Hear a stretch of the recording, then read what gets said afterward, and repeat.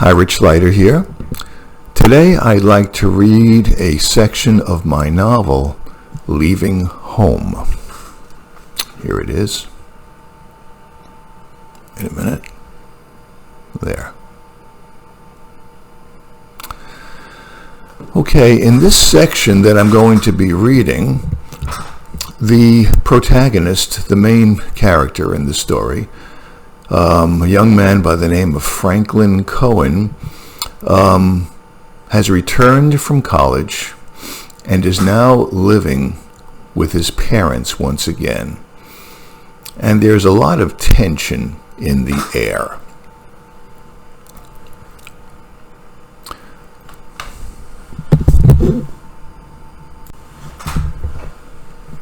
Back on the home front, my impeccably moral and just father, who lit votive candles on Friday evenings in strict observance of the Jewish Sabbath, was becoming ever increasingly annoyed with me. Dad forbade me from using the car anymore for my mysterious excursions into the Isle of Manhattan. You want to travel into Manhattan, Franklin? You want to hang out with artistic people, do you? My father said to me one somber evening, just before I was about to make like Houdini and do my usual nocturnal vanishing act. Who said anything about artistic people, Dad? My father ignored the question and then repeated himself. You want to hang out with artistic people, do you? With the intelligentsia? Then take the train in. But the train is dangerous, Dad. Well, then take the bus in. But the bus is expensive, Dad. It's really expensive. And it doesn't run very often either. What the hell do I care how expensive the bus is or how often it runs? That ain't my problem. I got my own problems. Well, what should I do then? Get a job, Frank. Get a good job. Not some shit job working for Doubleday. Then you can buy your own car and drive all over the country with it. I had been wondering how long it was going to take Dad to wise up, to start smelling the proverbial coffee and put his foot down on the old car keys. Well, now I knew the mystery was solved. My father glared at me. It was very unsettling. My mother added, "This business of coming home at 3 o'clock in the morning has got to stop, Franklin. It's extremely psychotic. What the hell do you do with yourself all night long anyway?" "I hang out at the library, Ma. I go to bookstores." "At that hour?" "Well, yeah. I drink coffee there." My mother rolled her eyes and walked out of the room. My father, too. My father turned on the television set. Well, that was easy enough, I thought to myself. I wonder what goodies Ma has tucked away inside of the old icebox. I walked over to the refrigerator and opened up the old icebox.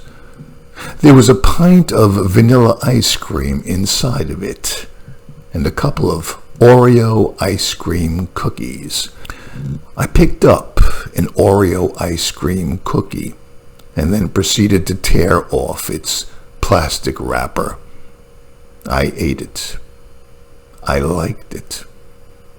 I ate another one. I liked that one too. My life was becoming progressively unmanageable.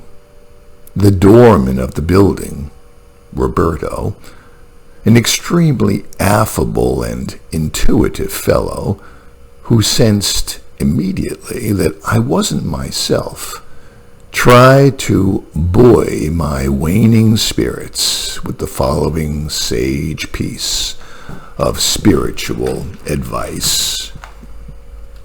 "Just get laid, Frank," Roberto counseled me. "Get a hand job. Get a blow job. Fuck your brains out. But don't pay for it." "Don't worry, Roberto. I won't. It'll be a cold day in hell before Franklin Cohen has to pay for it." "Attaboy, Frank, that's the spirit. Now go out there and get some pussy, soldier. That's an order." "Yes, sir." I saluted Roberto and then marched off to battle.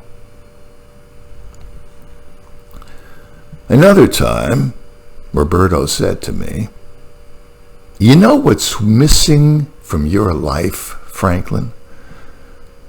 "No, Roberto. What's missing from it?" "Good old sunshine. Vitamin D." "Is that so? So you think I'm vitamin D deficient, huh?" "Exactly," Roberto exclaimed. "You need to get out more. Go to the beach or something." "The beach, huh?" "Yeah, the ocean. Do you like the ocean, Frank?" "Yeah, I love the ocean." "Me too. I can't get enough of it. You've got your pussy there, and you've got your sunshine. And you've got your waves too, right?" "Right." Then Roberto said to me, "You know, we should go to the beach sometime, you and me. Have you been to the beach yet?" "No, not this summer, Roberto." "Well, we should go then. We should definitely go there." "You want to go there?" "Well, sure." "Attaboy, Frank, that's the spirit." "Well, when do you want to go exactly?" "Soon, Frank." "How soon?" "I'll keep you posted." "Yeah, you do that, Roberto." Roberto reiterated at that point that he would definitely keep me posted about it.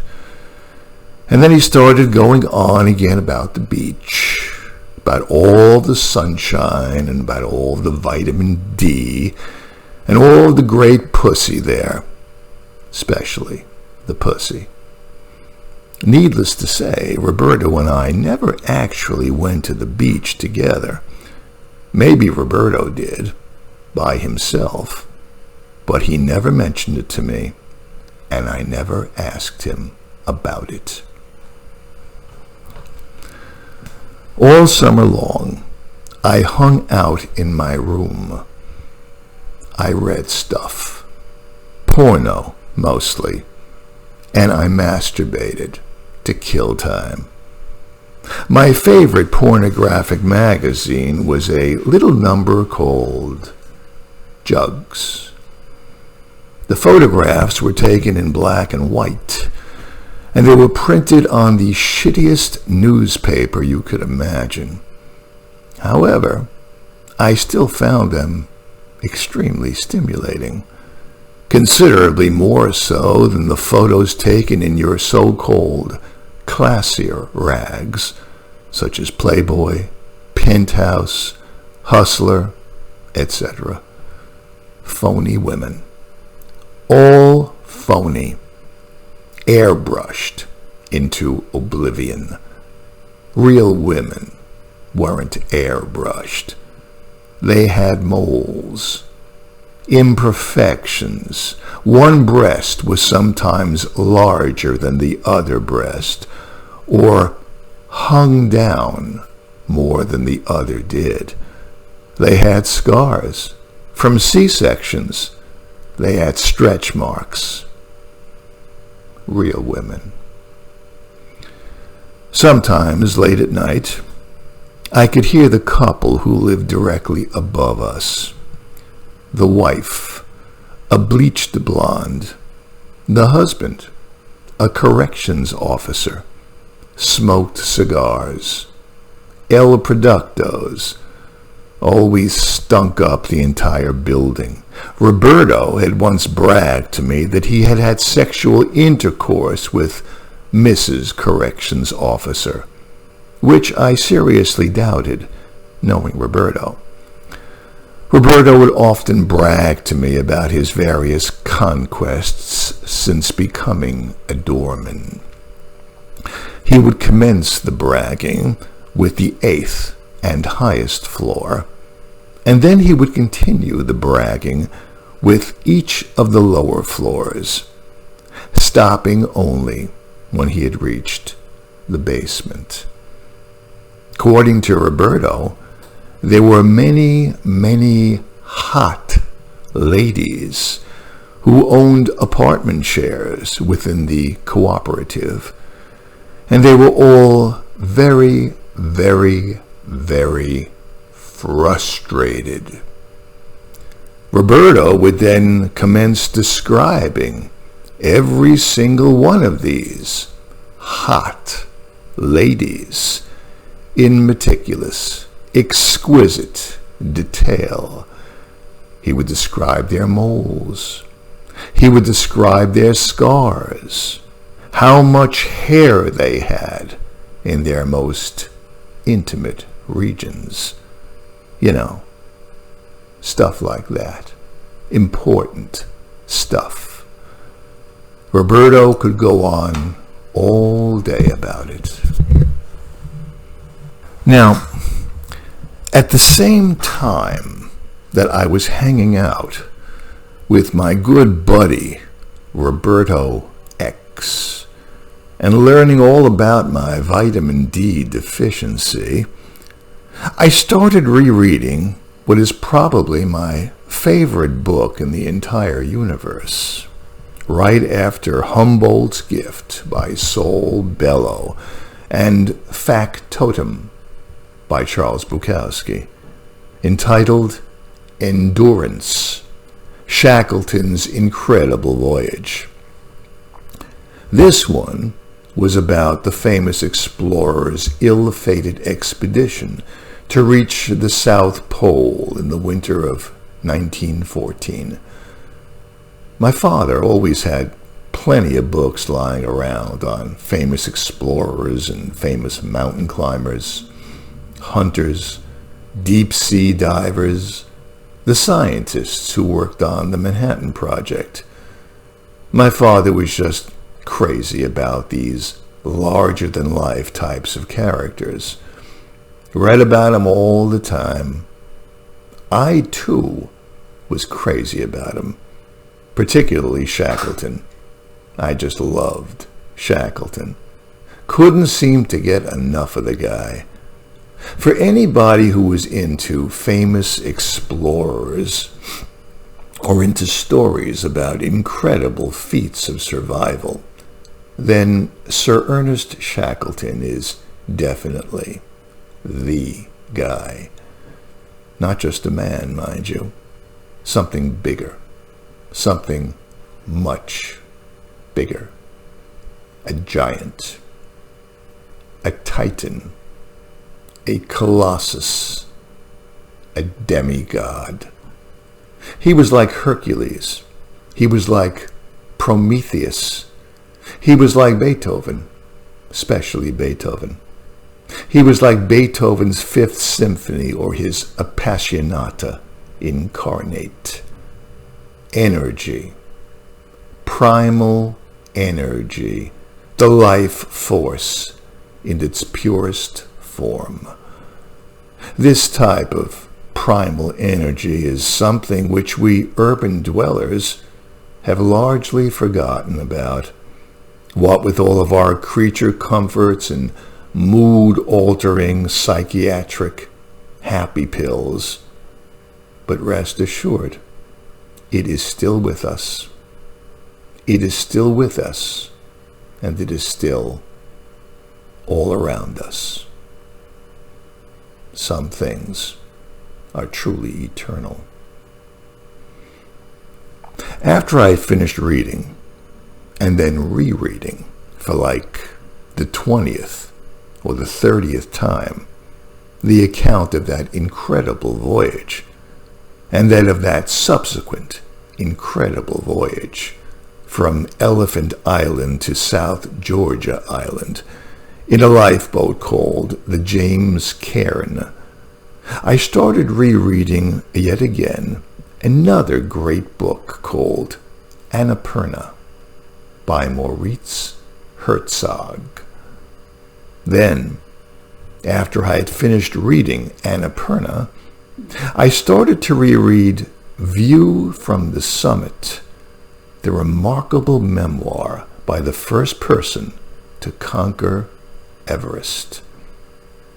And then finally, after rereading Hillary's memoir, I started to reread a macabre little gem about a group of unusually bloodthirsty, man-eating tigers called Man-Eaters of the Indus. This one was extremely funny. Men, mostly stupid Englishmen, would daintily tiptoe like ballerinas about the fertile jungles of the Indus River basin, hoping to track down and then to capture a few of the man-eating Indus tigers. The man-eating Indus tigers, however, unlike the mostly stupid Englishmen, knew better than to try to outsmart nature. During the day, they would hide deep in the jungle, killing time by reading the Brothers Karamazov, and then, when night fell, under cover of darkness, they would suddenly re-emerge from their various hiding places and tear the mostly stupid Englishmen into little pieces. The mostly stupid Englishmen would always die. They would always die agonizing, brutal deaths, because the mostly stupid Englishmen would always overestimate their own extremely limited human intelligence and would always underestimate the intelligence of animals. I like that one the best, the one about the man-eating Indus tigers.